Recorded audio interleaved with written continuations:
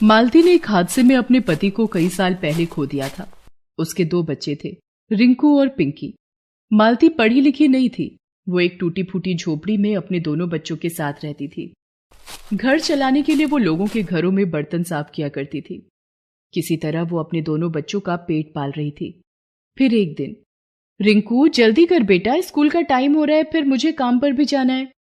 माँ, आज मेरा स्कूल जाने का मन नहीं है। नहीं बेटा, ऐसा मत बोल। पढ़ लिख कर बड़ा आदमी बनना है ना, तो स्कूल जाना पड़ेगा ना। चल बेटा, अब देर मत कर। रिंकू पास के ही सरकारी स्कूल में पढ़ता था। मालती रोज सुबह पहले रिंकू को स्कूल छोड़ती, फिर पिंकी को अपने साथ लेकर काम पर जाती थी। पिंकी 3 साल की थी। वो एकदम चुलबुली और शरारती थी। मालती उसे अपने पास बिठाकर लोगों के घर काम करती रहती थी। एक दिन खेलते हुए वो बाहर हॉल में आ गई, जहां घर के बच्चे टीवी देख रहे थे। पिंकी भी टीवी में चल रहे कार्टून देखने लगती है। तभी घर के मालिक का बेटा बबलू उसे देखकर बोला, ए पिंकी, चल जा यहाँ से, ये हमारा टीवी है। बबलू की उम्र करीब 7 साल की थी। उसके मना करने पर भी पिंकी वहां से नहीं जाती। उसे कार्टून देखना अच्छा लग रहा था। इस पर बबलू को गुस्सा आ गया। उसने पिंकी को चिढ़ाने के लिए फ्रिज से एक चॉकलेट निकाली और उसे पिंकी को दिखा दिखाकर खाने लगा और बोला, अरे वाह, कितनी टेस्टी चॉकलेट है यार, मजा आ गया। ए पिंकी, तू खाएगी क्या? हाँ भैया, दो ना। बबलू पिंकी की तरफ चॉकलेट बढ़ाता है, लेकिन जैसे ही पिंकी अपना हाथ बढ़ाती है, वो चॉकलेट पीछे खींच लेता है और जोर से हंसते हुए कहता है, मुंह देखा है तूने अपना? पता भी है कितनी महंगी है ये, चल निकल यहाँ से। पीछे खड़ी मालती ये सब देख रही थी। उसे बबलू पर बहुत गुस्सा आता है, लेकिन वो उसे कुछ नहीं कहती और पिंकी को अपने पास बुला लेती है। पिंकी रोते हुए मालती के गले लग जाती है। मालती उसे चुप कराती है और पिंकी को अपने पास बिठाकर वापस काम में लग जाती है। इतने में घर की मालकिन उसके पास आती है और उससे कहती है, मालती, इस पन्नी में खाना है, कल रात बच गया था, तू ले जा, अपने बच्चों को खिला देना। मालती चुपचाप वो खाना ले लेती है। गरीबी ने उसे मजबूर कर दिया था। वो अपने बच्चों की परवरिश बहुत अच्छे से करना चाहती थी, लेकिन उसके लिए ये बहुत मुश्किल था। वो हर वक्त चिंता में डूबी रहती थी, जिससे उसकी तबीयत भी खराब रहने लगी। ज्यादातर बीमार रहने की वजह से कई लोगों ने उससे काम कराना बंद कर दिया। अब तो हालात और खराब हो गए। नौबत ये हो गई कि उसे बचे खुचे खाने से ही अपने दोनों बच्चों का पेट भरना पड़ रहा था। वो खुद कुछ भी नहीं खाती थी। जो कुछ मिलता उसे बच्चों को ही खिला देती थी। इस वजह से मालती की हालत दिन ब दिन और खराब होती गई और एक दिन वो चक्कर खाकर गिर पड़ी और फिर कभी नहीं उठी। पिंकी और रिंकू अब अनाथ हो गए थे। उनका ख्याल रखने वाला अब कोई नहीं था। रिंकू बड़ा था, उसने खुद को संभाल लिया था, लेकिन पिंकी इस सब के लिए बहुत छोटी थी अभी। भैया, माँ कहाँ है? बताओ ना भैया, मुझे बहुत भूख लगी है। पिंकी, माँ हमसे बहुत दूर चली गई है, लेकिन तू रो मत, खाना मैं लाऊंगा। रिंकू अपनी बहन पिंकी का हाथ पकड़कर निकल पड़ता है खाने की तलाश में, पर उसके पास ना तो पैसे थे और ना ही पैसे कमाना वो जानता था। दोनों बच्चे भूख से बेहाल होटलों के बाहर यहाँ वहां घूमने लगते हैं। तभी उनकी नजर एक बूढ़े आदमी पर पड़ती है, जो होटल के बाहर बैठकर कुछ खा रहा था। रिंकू उन बूढ़े बाबा के पास जाकर कहता है, बाबा, बहुत भूख लगी है, कुछ खाने को दे दो ना। पिंकी भी ललचाई आंखों से बूढ़े बाबा के खाने को देख रही थी। इससे पहले ही बूढ़ा आदमी कोई जवाब देता, पिंकी उसके हाथ से खाना छीनकर खाने लगती है। ये देखकर बूढ़े बाबा रिंकू से कहते हैं, बेटा, कौन हो तुम लोग? कहाँ से आए हो? तुम्हारे घर वाले कहाँ हैं? रिंकू बूढ़े बाबा को अपने बारे में सब कुछ बताता है। बूढ़े बाबा दोनों बच्चों की मदद करना चाहते थे, लेकिन सच तो ये था कि वो खुद होटल का फेंका हुआ खाना खा रहे थे, जिसे पिंकी ने उनके हाथों से छीन लिया था। फिर भी बूढ़े बाबा ने दिल मजबूत किया और रिंकू और पिंकी को अपने साथ रख लिया और रिंकू से बोले, चलो बच्चों, इस दुनिया में ना तुम्हारा कोई है और ना ही मेरा, आज से हम साथ रहेंगे। बूढ़े बाबा के पास अपना कोई घर नहीं था। वो तो फुटपाथ पर रहते थे और लोगों से भीख मांगकर तो कभी लोगों द्वारा फेंका हुआ खाना खाकर अपना पेट भरते थे। रिंकू और पिंकी उन्हें अपने साथ अपनी झोपड़ी में लेकर जाते हैं और फिर तीनों वहीं एक साथ रहने लगते हैं। बूढ़े बाबा बुजुर्ग भी थे और कमजोर भी, लेकिन फिर भी उन्होंने दोनों बच्चों का बहुत अच्छे से ख्याल रखा। वो दिन भर भीख मांगते, होटलों के बाहर से खाना उठाते और फिर उस खाने को बच्चों के साथ बांटकर खाते थे। इस तरह कुछ दिन तो खाने का जुगाड़ हो गया, लेकिन फिर बूढ़े बाबा की तबीयत बहुत खराब रहने लगी। रिंकू ने बूढ़े बाबा को घर से बाहर जाते देखकर उनसे कहा, कहाँ जा रहे हो बाबा? आपको तो तेज बुखार है, आज मुझे जाने दो, मैं सबके लिए खाना लेकर आऊंगा। नहीं बेटा, नहीं, अब मैं ठीक हूँ। तुम घर पर रहो पिंकी के साथ, मैं जाता हूँ और कुछ लेकर आता हूँ खाने के लिए। बाबा झोपड़ी के बाहर निकले ही थे कि अचानक बेहोश होकर जमीन पर गिर गए। दोनों बच्चे उन्हें सहारा देकर बिस्तर पर लिटाते हैं और बाबा को पानी पिलाते हैं। थोड़ी देर बाद बाबा को होश तो आ जाता है, लेकिन अब भी वो खड़े होने की हालत में नहीं थे। रिंकू को समझ आ गया था कि अब उसे ही कुछ करना होगा। वो पिंकी को बाबा के पास छोड़कर घर से बाहर निकल जाता है। वो पूरा दिन इधर उधर भटकता है, लेकिन उसे खाने के लिए कुछ भी नहीं मिलता। अचानक उसे एक बेकरी की दुकान दिखाई देती है। वो चुपचाप एक ब्रेड का पैकेट उस दुकान से चुरा लेता है। घर पहुंचकर वो देखता है कि पिंकी एक सूखी सी रोटी खा रही है। रिंकू उससे कहता है, पिंकी, ये क्या खा रही है तू? कहाँ से लाई ये रोटी? भैया, बाहर जो टॉमी घूमता है ना, एक अंकल उसके लिए ये रोटी डाल गए थे। टॉमी ने उस रोटी को सूंघा, लेकिन पता नहीं क्यों उसने ये रोटी खाई नहीं। मुझे बहुत भूख लग रही थी भैया, इसलिए मैंने ये रोटी उठा ली। भैया, टॉमी को बुरा लगा होगा क्या मैंने उसकी रोटी उठा ली तो? पिंकी की बात सुनकर रिंकू की आंखों में आंसू आ जाते हैं। वो पिंकी को गले से लगा लेता है और उससे रोटी लेकर बाहर फेंक देता है। फिर उसे ब्रेड के पैकेट से ब्रेड निकाल कर खाने को देता है। पिंकी बड़े मन से ब्रेड खाती है और उसे खाते देखकर रिंकू को बहुत सुकून मिलता है। रिंकू बची हुई ब्रेड बूढ़े बाबा को खिला देता है और खुद भूखा ही रहता है। ऐसे ही एक दिन खाने की तलाश में भटकते रिंकू और पिंकी एक पार्क में पहुंचे। पार्क में लगे झूलों को देखकर पिंकी ने रिंकू से कहा, भैया देखो ना, कितने अच्छे झूले हैं, मुझे भी झूलना है इनमें। चल पिंकी, मैं तुझे झुलाता हूँ। रिंकू पिंकी को लेकर पार्क के अंदर जाने की कोशिश करता है, लेकिन वहां का गार्ड उन्हें अंदर नहीं जाने देता। फिर दोनों पीछे की दीवार फांदकर पार्क के अंदर चले जाते हैं। कुछ देर झूला झूलने के बाद दोनों देखते हैं कि पार्क के कोने में मोहल्ले के बच्चे आवारा जानवरों के लिए अपने अपने घरों से रोटी लाकर रख रहे थे।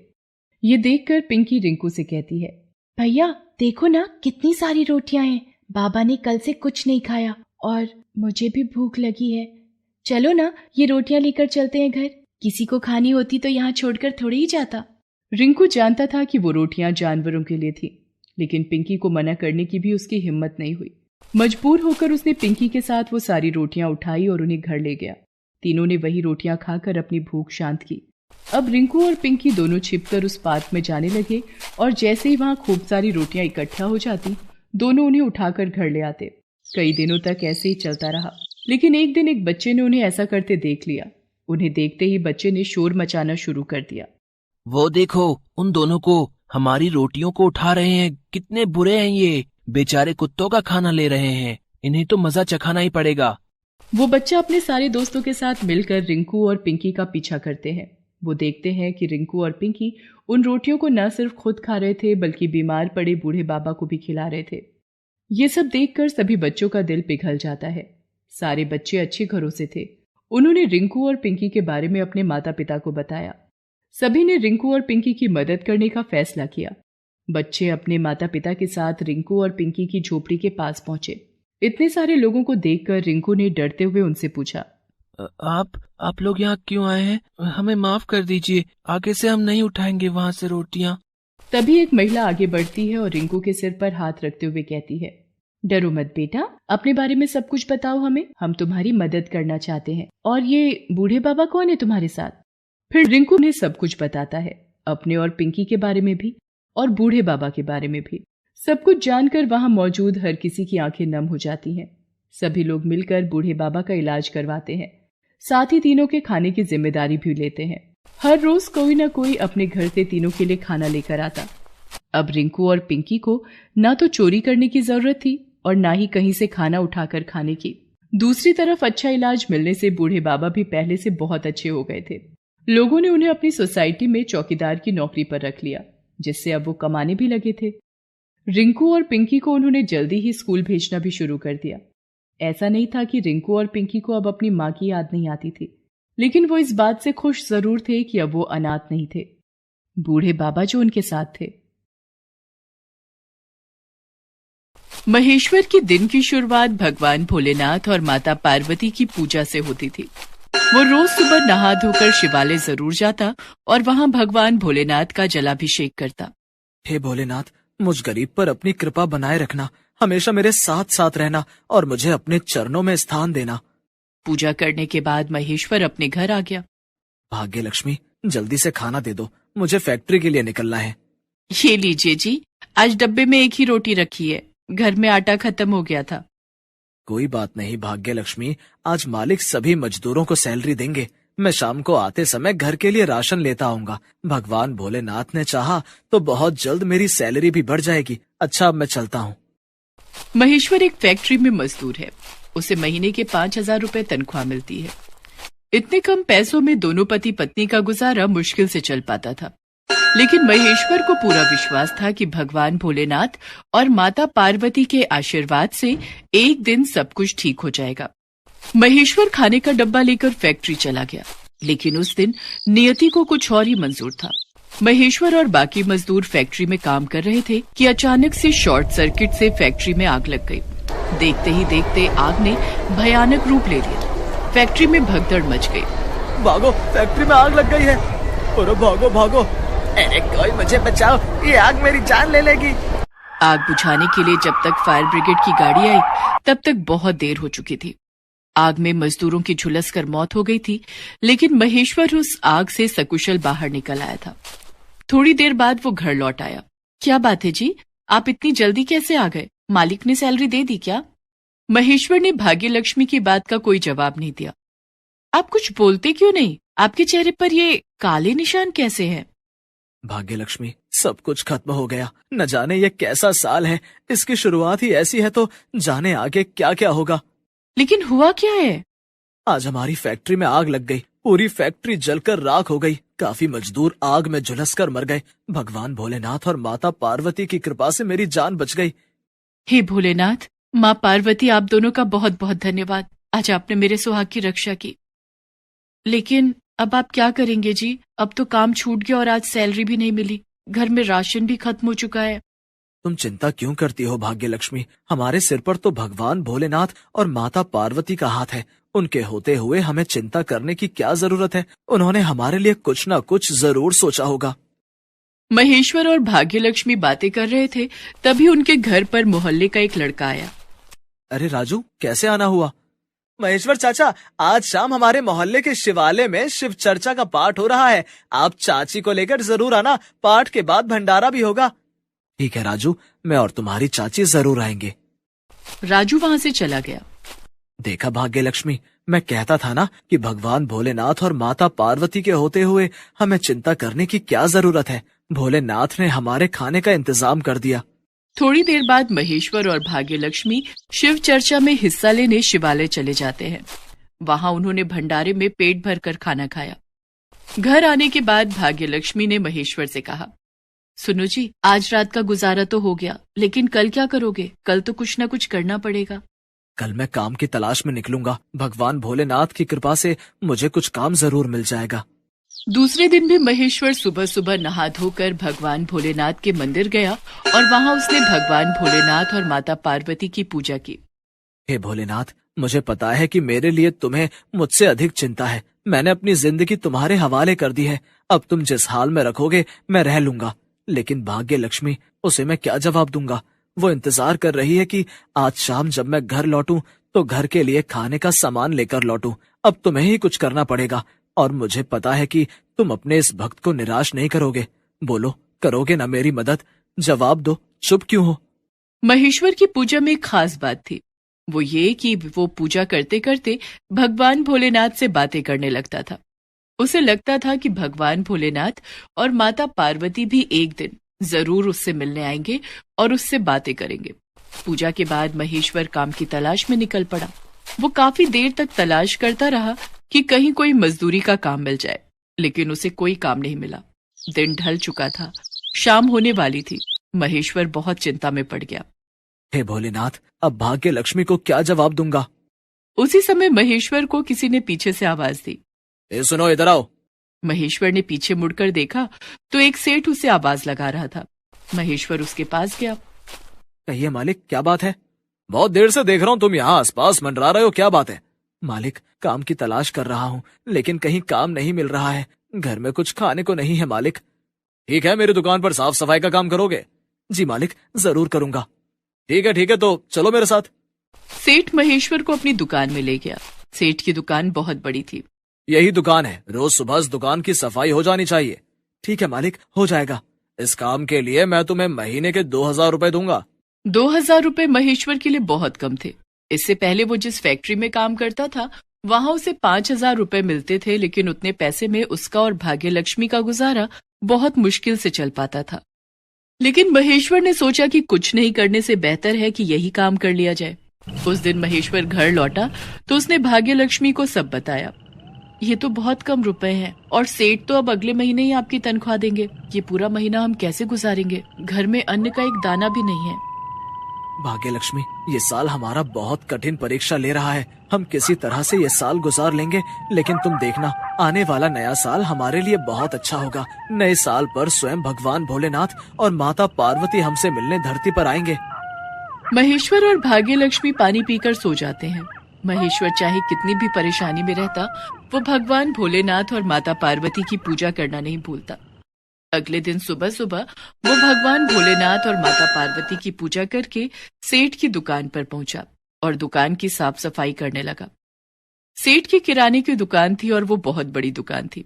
उसकी सफाई करते करते महेश्वर बहुत थक गया। जल्दी जल्दी हाथ चला, ग्राहक आते ही होंगे। बस हो गया मालिक, दुकान का कोना कोना साफ कर दिया है मैंने। महेश्वर हर थोड़ी थोड़ी देर पर दुकान और दुकान में रखे सामानों की सफाई करता। शाम को घर लौटने का वक्त आया। मालिक, मेरे घर में खाने के लिए कुछ भी नहीं है। थोड़ा अनाज मिल जाता तो आप मेरी सैलरी से काट लेना मालिक। ठीक है, देता हूँ। सेठ ने महेश्वर को थोड़ा सा चावल दाल दे दिया, लेकिन उस दाल चावल में कीड़े लगे हुए थे, जिसे सेठ ने कचरे में फेंकने के लिए रखा था। मजबूर महेश्वर उसे लेकर घर आ गया। ये कैसा दाल चावल लेकर आए हो? इसे खाकर तो हम बीमार पड़ जाएंगे। भाग्य लक्ष्मी, अगर भोलेनाथ को यही मंजूर है तो यही सही, तुम इसे ही बना लो। भाग्य लक्ष्मी ने दाल और चावल बनाया और दोनों पति पत्नी ने मिलकर उसे खा लिया। धीरे धीरे एक महीना गुजर गया और अगला महीना आ गया। अब महेश्वर इस इंतजार में था कि सेठ जी आज उसे सैलरी देंगे, लेकिन शाम हो गई। सेठ ने उसे कुछ नहीं दिया। महेश्वर ने सेठ से कहा, सेठ जी, आज तनख्वाह मिल जाती तो। तुझे तनख्वाह की बहुत जल्दी पड़ी है, रुक जा, देता हूँ। सेठ ने महेश्वर को 1000 रुपए दिए। सेठ जी, ये तो बहुत कम रुपए हैं। तुझे कुछ याद भी रहता है? तू जो उधार पर राशन लेकर गया था, मैंने उसके पैसे काट लिए हैं। महेश्वर समझ गया था कि सेठ ने बहुत ज्यादा पैसे काट लिए हैं, लेकिन वो सब कुछ जानकर भी इसे भोलेनाथ की मर्जी समझकर चुप हो गया। महेश्वर ने घर आकर भाग्य लक्ष्मी को वो पैसे दिए और उसे सारी बात बताई। हे भगवान, कहाँ हैं आपके भोलेनाथ और माता पार्वती? अपने भक्त के साथ इतना अन्याय वो कैसे सहन कर सकते हैं? भाग्य लक्ष्मी, भोलेनाथ जरूर हमारी मदद करेंगे, तुम क्यों परेशान होती हो? धीरे धीरे समय बीतता गया और 1 साल भी बीतने वाला था। भाग्य लक्ष्मी, कल नए साल का पहला दिन है। तुम भगवान भोलेनाथ और माता पार्वती के स्वागत की तैयारी करो। अब दिन में सपने देखना छोड़ क्यों नहीं देते? अगर भोलेनाथ और माता पार्वती हम पर इतनी ही कृपा करते तो हमें इतने बुरे दिन नहीं देखने पड़ते। इधर कैलाश पर्वत पर, हे भोलेनाथ, महेश्वर हमारी प्रतीक्षा कर रहा है। जहाँ पूरी धरती नए साल के उत्सव की तैयारी कर रही है, वहीं महेश्वर हमारी राह देख रहा है। देवी पार्वती, महेश्वर की प्रतीक्षा की घड़ी समाप्त होने वाली है। आने वाला नया साल उसके लिए ढेर सारी खुशियाँ लेकर आएगा और इसकी शुरुआत हम दोनों को ही करनी होगी। चलिए देवी, धरती की ओर प्रस्थान करें। उस रात महेश्वर ने खाना भी नहीं खाया और लगातार ओम नमः शिवाय का जाप करता रहा। तभी महेश्वर को किसी की आवाज सुनाई पड़ी। आंखें खोलो महेश्वर। महेश्वर ने आंखें खोली तो सामने भगवान भोलेनाथ और माता पार्वती खड़े थे। महेश्वर और भाग्य लक्ष्मी ने हाथ जोड़कर उन्हें प्रणाम किया। प्रभु, आपने अपने इस भक्त की लाज रख ली। आप दोनों मुझसे मिलने धरती पर आ गए, मैं धन्य हो गया प्रभु। महेश्वर, आने वाला नया साल तुम्हारे और भाग्य लक्ष्मी के लिए बहुत मंगलकारी होगा। मेरा और देवी पार्वती का आशीर्वाद सदा तुम्हारे साथ है। आपका बहुत बहुत धन्यवाद भोलेनाथ। भगवान भोलेनाथ और माता पार्वती वहां से अंतर्ध्यान हो गए।